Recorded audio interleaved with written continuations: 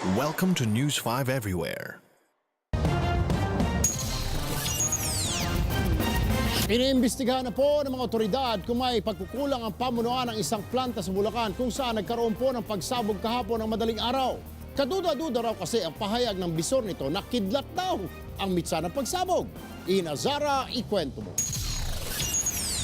Nagkaroon ng pagyanig na sinundan ng mabilis na pagdaan ng isang bagay.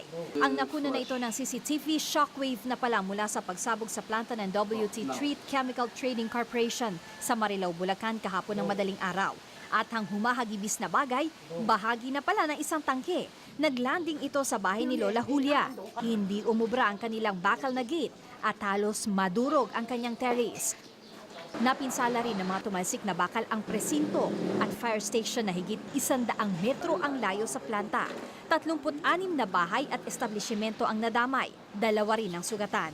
Ang mga residente na trauma raw sa nangyari. Kagabi, hindi ako nakatulog ng maayos kasi siyempre parang may pubya pa eh.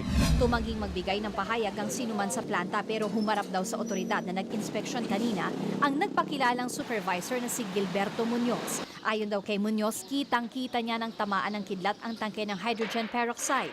Ay sabi nga nila, tinamaan ng kidlat. Yung supervisor ang nagpapatunay. Aside dun sa family niya, may mga kasama pa siyang mga engineer na nandoon. Kaya sabi niya, nakita daw niya talagang tinamaan. Pero iba ang kwento base sa police blotter na nakuha ng News 5. Base rito, mino-monitor daw ni Muñoz ang chemical sa loob ng planta nang mapansin daw niyang umiinit ang tangke ng hydrogen peroxide. Puno raw ito ng pressure at tila may humuhuning tunog.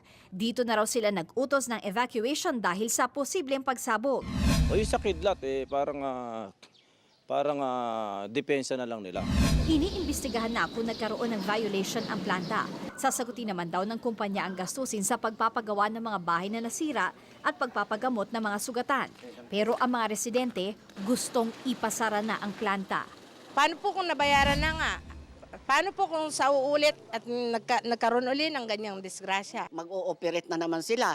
Kung ganyan na naman mangyari, di habang wala pang namamatay, isara na.